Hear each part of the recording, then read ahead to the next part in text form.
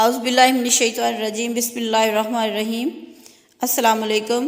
رسول اللہ صلی اللہ علیہ وآلہ وسلم نے ایک دن ہند کا ذکر کیا تو فرمایا، تمہارا ایک لشکر ہند پر حملہ کرے گا تو اللہ ان پر فتح عطا فرمائے گا، حتیٰ کہ سندھ کے بادشاہوں کو زنجیروں میں جکڑ کر لائیں گے، اللہ ان کے گناہ بخش دے گا۔ رسول اللہ صلی اللہ علیہ وآلہ وسلم نے فرمایا، میری امت میں دو گروہ ایسے ہیں جنہیں اللہ تعالیٰ نے جہنم سے محفوظ کر دیا ہے۔ ایک گروہ وہ ہوگا جو ہند پر لشکر کشی کرے گا، اور ایک گروہ وہ ہوگا جو عیسیٰ بن مریم علیہ السلام کے ساتھ ہوگا۔ حضرت ابو ہریرہ رحمۃ اللہ علیہ سے مروی ہے کہ نبی اکرم صلی اللہ علیہ وآلہ وسلم نے ہم سے غزوہ ہند کا وعدہ فرما رکھا ہے، اگر میں اس جہاد میں شرکت کر سکا اور شہید ہو گیا تو میرا شمار بہترین شہداء میں ہوگا، اور اگر میں زندہ واپس آ گیا تو میں نار جہنم سے آزاد ابو ہریرہ ہوں گا۔ غزوہ ہند کے بارے میں کئی احادیث موجود ہیں۔ عام طور پر یہ سمجھا جاتا ہے کہ انڈیا پر حملہ ہوگا، اور کچھ لوگ محمد بن قاسم کے حملے کو غزوہ ہند سمجھتے ہیں۔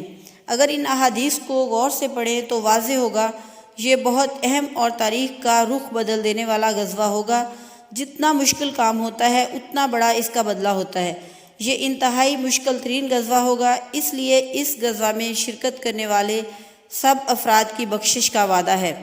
غزوہ ہند کسی دنیاوی فائدہ حاصل کرنے کے لیے نہیں ہوگا، کوئی ملک فتح کرنا مقصد نہیں ہوگا، بلکہ اللہ کی شریعت کے نفاذ کے لیے ہوگا۔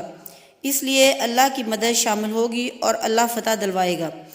جب یہ پیشین گوئی کی گئی تھی، اس وقت موجود پاکستان بھی ہند کا حصہ تھا، اس لیے انڈیا پاکستان کی آپس کی لڑائی کا اس میں ذکر نہیں، بلکہ کوئی باہر سے ہند پر حملہ کرے گا۔ حدیث میں سندھ کا واضح ذکر اس بات کی طرف اشارہ ہے کہ ہند کے اس علاقے کی طرف حملہ ہوگا جو موجودہ پاکستان ہے۔ اس بات کو مزید سمجھنے کے لیے ایک دوسری حدیث پر غور کریں۔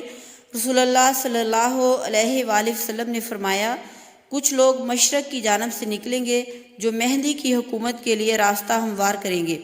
رسول اللہ صلی اللہ علیہ وآلہ وسلم نے فرمایا، پھر فتنہ اتنا تباہ کن عام ہوگا کہ عرب کا کوئی گھر باقی نہ رہے گا جو اس کی لپیٹ میں نہ آ گیا ہو۔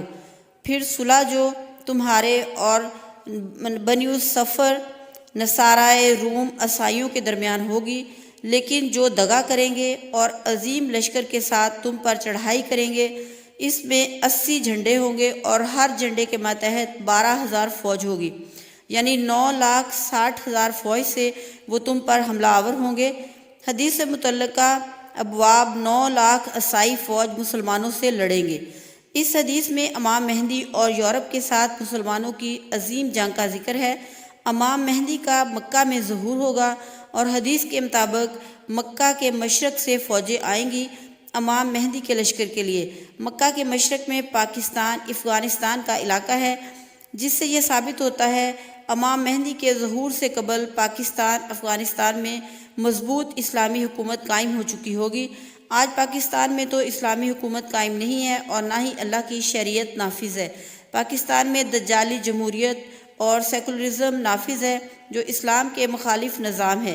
ایسے حالات میں اگر حدیث کی پیشین گوئی پر غور کریں تو افغانستان سے پاکستان پر حملہ ہوگا، جن کا مقصد صرف اللہ کی شریعت کا نفاذ ہوگا، اور پاکستان سے بھی دیندار لوگ اس کا ساتھ دیں گے۔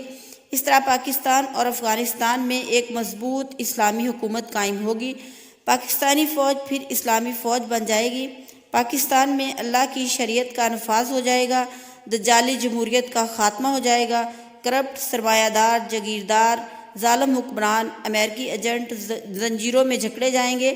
اس کے بعد جب امام مہدی کا ظہور ہوگا تو یہاں سے اسلامی فوج اللہ کی شریعت کو پوری دنیا میں نافذ کرنے کے لیے امام مہدی کا ساتھ دے گی۔ قرآن و سنت میں مسلمانوں کی رہنمائی کی سب تعلیمات موجود ہیں۔ ضرورت ہے قرآن و سنت کی تعلیمات کو پڑھنے، سمجھنے اور عمل کرنے کی۔ اتحاد امت اور نفاذ شریعت سے ہی مسلمانوں کی دنیا آخرت میں کامیابی ممکن ہے۔